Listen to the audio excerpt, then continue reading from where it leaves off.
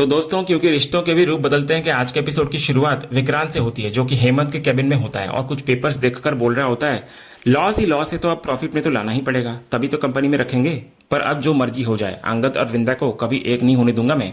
उनको तो अलग मैं करके ही रहूंगा। और जिस हिसाब से यहाँ चीजें दिख रही है, आने वाले टाइम में बिजनेस भी वृंदा मैडम ही संभालेंगी और मैं संभालूंगा वृंदा मैडम को। तभी उसकी नजर कैबिन के बाहर पड़ती है। किसी की परछाई दरवाजे की तरफ बढ़ रही होती है तो विक्रांत हैरान हो जाता है, क्योंकि उसके हिसाब से तो सभी लोग गोद भराई के फंक्शन में गए हुए हैं।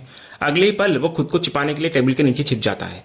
कुछ ही देर बाद कैबिन के अंदर देव आता है। आते ही उसकी नजर सीधे तिजोरी पर जाती है। वो सोचता है कि महीने की शुरुआत है, इसलिए तिजोरी में अच्छी खासी रकम जरूर होगी। जैसे ही वो तिजोरी खोलता है, अंदर रखे नोटों के बंडल देखकर उसकी आंखें चमक उठती है। देव धीरे धीरे पैसे निकालना शुरू करता है। वो अपने आप को ये समझाता है कि जल्द ही पिता बनने वाला है वो, और आने वाले टाइम में खर्चे बहुत बढ़ने वाले हैं। बच्चे की जरूरतें, कपड़े, दवाइयां और बाकी खर्चों का हवाला देकर वो कुछ बंडल अपनी जेब में रख देता है। लेकिन उसका लालच यहीं रुकता नहीं। वो दोबारा पैसे निकालते हुए सोचता है कि गोद भराई में सिर्फ महिलाओं का ही नहीं, पुरुषों का भी योगदान होता है, इसलिए उसका हिस्सा भी बनता है। फिर वो भविष्य के खर्चों, गिफ्ट्स, बर्थडे और तमाम जिम्मेदारियों का बहाना बनाकर और पैसे जेब में भर लेता है। इसके बाद देव की नजर टेबल पर रखे कागजों पर पड़ती है। वो उनको देखते हुए विक्रांत का मजाक उड़ाने लग जाता है। उसको लगता है कि विक्रांत हिसाब किताब में कमजोर है और इसी वजह से उसकी चालाकियां कभी पकड़ में नहीं आएंगी। साथ ही वो ये भी सोचता है कि विक्रांत चाहे खुद को कितना भी होशियार समझे, लेकिन वो उससे कई ज्यादा चालाक है। इसी बीच टेबल के नीचे छिपे विक्रांत थोड़ा सिर उठाने की कोशिश करता है, लेकिन उसका सिर टेबल से टकरा जाता है और हल्की सी आवाज हो जाती है। तो देव एक पल के लिए घबराने लगता है। उसको लगता है कि शायद वहां कोई मौजूद है, लेकिन अगले ही पल वो खुद को समझाकर वहां से निकल जाता है। देव के जाते ही विक्रांत बाहर निकलता है। उसके चेहरे पर एक अलग ही मुस्कान होती है। वो महसूस करता है कि देव ने अनजाने में उसे एक बहुत बड़ा मौका दे दिया है और अब वो इसी बात का फायदा उठाने वाला है। इसके बाद कहानी गोद भराई के फंक्शन की तरफ बढ़ती है, जहां वृंदा का भाई नितिन और उसकी पत्नी सुप्रिया पहुंचते हैं। आलीशान घर और माहौल देखकर सुप्रिया काफी इंप्रेस दिखाई देती है। वहीं इधर नितिन गर्व के साथ बोलता है कि उसे खुशी है कि वृंदा आज इतना बड़ा कारोबार संभाल रही है। उसे खुद भी यकीन नहीं होता कि एक समय फिजियोथेरेपी करने वाली वृंदा इतनी बड़ी जिम्मेदारी तक पहुंच जाएगी। लेकिन सुप्रिया हमेशा की तरह मजाकिया और तंज भरे अंदाज में बातें करती है। वो अपनी किस्मत की तुलना वृंदा से करने लग जाती है और नितिन को छेड़ते हुए पुराने किस्सों का जिक्र करती है, लेकिन नितिन तुरंत उसको चुप करवाता है ताकि बात ज्यादा आगे न बढ़े। थोड़ी ही देर में मुन्नी, सलोनी, ऋतिक और बाकी परिवार वाले वहां पहुंचते हैं। सुप्रिया सबसे मिलती है और मुन्नी तथा सलोनी को उनकी खुशखबरी के लिए बधाई भी देती हुई नजर आती है। इसके बाद वो वृंदा के बारे में पूछती है, जबकि नितिन की नजर अंगद को ढूंढ रही होती है। लेकिन दूसरी तरफ अंगद कहीं और ही होता है। वो एक बार में बैठा लगातार शराब पी रहा होता है। तभी उसका फोन बजता है। दूसरी तरफ ऋतिक होता है फोन पर, जो उसको याद दिला रहा होता है कि घर में गोद भराई का फंक्शन शुरू हो गया है, मेहमान आ चुके हैं, उसको जल्द से जल्द घर पहुंचना चाहिए। उधर घर में देव पहुंचता है। तभी सुप्रिया की नजर देव पर पड़ती है। उसको अजीब लगता है कि देव बार बार अपनी जेब पर हाथ रखे हुए है और हाथ बाहर ही नहीं निकाल रहा। ये बात उसके मन में शक पैदा कर देती है। नितिन उसको इग्नोर करने के लिए कहता है, लेकिन सुप्रिया का ध्यान बार बार देव की जेब पर ही जा रहा होता है। आखिरकार उसकी उत्सुकता इतनी बढ़ जाती है कि वो चुपचाप देव के पीछे पीछे जाने का फैसला कर लेती है, ताकि पता चल सके कि आखिर वो अपनी जेब में ऐसा क्या छुपाकर घूम रहा है। इसके बाद कहानी घर के बाहर के एक बेहद भावुक और तनाव भरे पल पर पहुंचती है। हेमंत और वृंदा घर लौट रहे होते हैं। तभी घर के गेट पर पहुंचकर वृंदा को याद आता है कि वो मुन्नी और सलोनी के लिए पानी पूरी और रबड़ी लेकर आई थी, जो गाड़ी में ही रह गई है। ये सुनकर हेमंत उन्हें लेने वापस गाड़ी की तरफ चला जाता है। उसी समय वहां अंगद पहुंचता है। उसकी हालत देखकर साफ समझ में आ रहा होता है कि उसने शराब पी रखी है। जैसे ही वृंदा की नजर उस पर पड़ती है, उसके मन का दर्द बाहर आता है। वो तलाक के कागजों की बात छेड़ती है कि उसको तलाक के पेपर्स मिल गए हैं और ताना मारते हुए कहती है कि आज के दिन उसे बहुत अच्छा तोहफा दिया है अंगद ने। तो अंगद भी कड़वे अंदाज में कहता है कि उसको तो खुश होना चाहिए, गुड न्यूज है ये उसके लिए। तो वृंदा कहती है, अभी मैं साइन नहीं करूंगी, बल्कि बच्चे के जन्म होने के बाद मैं उन कागजों पर साइन कर लूंगी। इसके बाद दोनों के बीच रिश्ते टूटने और दर्द की बात शुरू होती है। वृंदा समझाने की कोशिश करती है कि रिश्ते किसी कागज से नहीं टूटते, बल्कि भरोसा टूटने के बाद उनका अंत हो जाता है।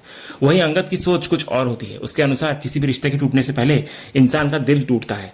बात धीरे धीरे भारी हो जाती है। तो वृंदा महसूस करती है कि यह बातचीत अब किसी नतीजे तक नहीं पहुंचेगी, इसलिए वो अंदर जाने लगती है। लेकिन तभी उसका संतुलन बिगड़ जाता है। वो गिरने ही वाली होती है कि अंगद फौरन उसको आकर संभाल लेता है। उस पल दोनों कुछ सेकंड के लिए एक दूसरे को देखते रह जाते हैं। अंगद का पूरा ध्यान वृंदा और उसके पेट पर होता है। वो उसके पेट पर हाथ रखे हुए होता है, मानो तमाम नाराजगी के बावजूद उसकी चिंता अब भी वैसे ही हो। लेकिन अगले ही पल दोनों खुद को संभाल लेते हैं और अलग हो जाते हैं। उधर घर के अंदर पहुंचने के बाद वृंदा अपने भाई नितिन और भाभी सुप्रिया से मिलती है। दूसरी तरफ नितिन भी अंगद का स्वागत करता है, लेकिन ऋतिक को अंगद की हालत देखकर चिंता होने लगती है। वो उसको अलग ले जाकर पूछता है कि इतने मेहमानों और इतने बड़े मौके पर वो इस हालत में क्यों आया है। हालांकि अंगद इस सवाल का कोई जवाब नहीं देता। इसी दौरान हेमंत पानी पूरी और रबड़ी लेकर वापस आता है और मुन्नी सलोनी तथा वृंदा को देता है। माहौल थोड़ी देर के लिए हल्का होता है। फिर वृंदा अपने भाई भाभी की मुलाकात हेमंत और पूजा से करवाती है। बातों बातों में वृंदा अपनी माँ के बारे में पूछती है कि वो साथ क्यों नहीं आई। इस पर सुप्रिया अपने मजाकिया अंदाज में कहती है कि शायद वो अपने किसी जरूरी काम में व्यस्त होगी और उनका जरूरी काम है पैसा, तो किसी से वसूली कर रही होगी। तो इस पर नितिन सुप्रिया को चुप रहने को कहता है ताकि मामला ज्यादा आगे ना बढ़े।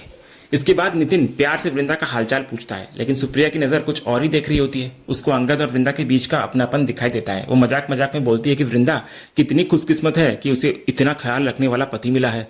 फिर वो अंगद को भी अपने पास बुला लेती है और दोनों को साथ खड़ा करके उनकी जोड़ी की तारीफ करने लगती है।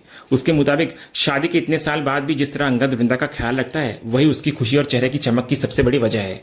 ये सब सुनकर अंगद और वृंदा बस एक दूसरे को देखते रह जाते हैं, क्योंकि असलियत सिर्फ वही दोनों जानते हैं। कुछ देर बाद दोनों तैयार होने के लिए वहां से निकल जाते हैं। दूसरी तरफ पूजा की नजर हेमंत पर पड़ती है। वो शिकायत भरे अंदाज में कहती है कि सबके लिए पानी पूरी और रबड़ी आई है, लेकिन उसके लिए अलग से कुछ नहीं लाया गया। तो हेमंत मुस्कुराकर कहता है कि गर्भवती बहुओं की पसंद को ध्यान में रखकर ये सब लाया गया है और वो ज्यादा ही लेकर आया है, जिससे पूजा को भी मिल सकता है, वो आराम से खा सकती है। उधर एक और मजेदार ट्रैक चल रहा होता है। सुप्रिया लगातार देव पर नजर रखे हुए होती है। उसको शुरुआत से ही अजीब लग रहा होता है कि देव बार बार अपनी जेब पर हाथ रखे हुए है और हाथ बाहर ही नहीं निकाल रहा। वो नितिन से अपनी शंका जाहिर करती है। उसको लग रहा होता है कि जरूर कोई ना कोई बात है, शायद ये चोरी करके पैसा लाया है। नितिन उसको समझाता है कि इतने बड़े और अमीर परिवार में कोई चोरी क्यों करेगा, लेकिन सुप्रिया मानने को तैयार नहीं होती। वो अपनी तेज नजर और पैसों को पहचानने वाली आदत का हवाला देती है। उसको पूरा यकीन होने लगता है कि देव की जेब में कुछ ऐसा है जिसे वो सबसे छुपाने की कोशिश कर रहा है। यहाँ तक कि वो मजाक में खुद की पुरानी हरकतों का उदाहरण देकर कहती है कि कई बार सफाई से काम किया जाए तो सामने वाले को पता भी नहीं चलता।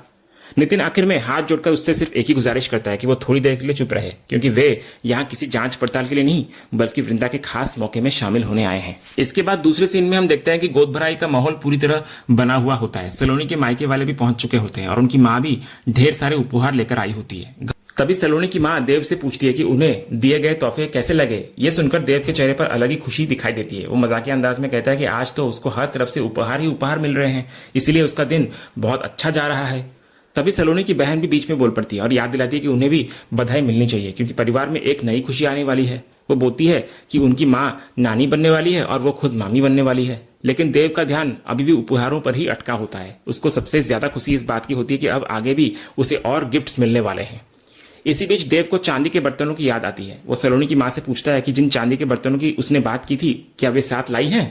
तब सलोनी की माँ एक डिब्बा खोलकर दिखाती है और बताती है कि सलोनी ने खुद फोन करके चांदी के बर्तन लाने से मना कर दिया था। उसकी जगह उन्होंने स्टील के बर्तन मंगवाए हैं। यह सुनकर देव तुरंत सलोनी की तरफ देखता है और वजह पूछता है कि उसने ऐसा क्यों किया। तब सलोनी कहती है कि उसे चांदी से एलर्जी है, इसलिए उसने ऐसा किया। साथ ही वो ये भी समझाती है कि बच्चे के इस्तेमाल के लिए स्टील के बर्तन ज्यादा सही और सुरक्षित माने जाते हैं। सलोनी की माँ भी बेटी की बात का समर्थन करती है और कहती है कि उन्होंने उसी की इच्छा का सम्मान किया है। लेकिन देव इस जवाब से संतुष्ट नहीं होता। उसको लगता है कि अगर सलोनी के लिए स्टील के बर्तन लाए गए तो कम से कम उसके लिए तो चांदी के बर्तन लाए जा सकते थे। सलोनी माहौल हल्का करने की कोशिश करती है। वो समझाती है कि ये सब सगुन का हिस्सा है, इसलिए स्टील हो या चांदी भावना ज्यादा मायने रखती है। इसके बाद जब सब लोग देव से उपहार लेने के लिए कहते हैं तब भी वो अपनी जेब से हाथ बाहर नहीं निकालता। वो बहाना बनाता है कि उसको ठंड लग रही है, इसलिए हाथ बाहर निकालने का मन ही नहीं कर रहा। ये बात सुनकर सलोनी को थोड़ा अजीब तो लगता है। वो उसकी तबीयत के बारे में पूछती है, लेकिन देव तुरंत ये कहता है कि वो बिल्कुल ठीक है। फिर वो सलोनी की माँ से कहता है कि जो सामान लाया गया है वो सलोनी को दे दिया जाए और उसके लिए बाद में अलग से चांदी के बर्तन भेज दिए जाए। इतना ही नहीं, वो मजाक मजाक में ये भी कहता है कि अगर उसका बेटा चांदी के बर्तनों में खाना खाएगा तो उसका चेहरा चांद जैसा होगा और वो अपने पिता की तरह बहुत चालाक और समझदार बनेगा। इतना बोलकर देव वहां से निकल जाता है। दूसरी तरफ एक बेहद भावुक पल देखने को मिलता है। मुन्नी की नजर टिम्सी पर पड़ती है, जो अकेले बैठी हुई सोच रही होती है कुछ। तो मुन्नी उसके पास जाकर प्यार से पूछती है कि वो अकेली क्यों बैठी है। तो टिम्सी अपने मन की बात बताती है।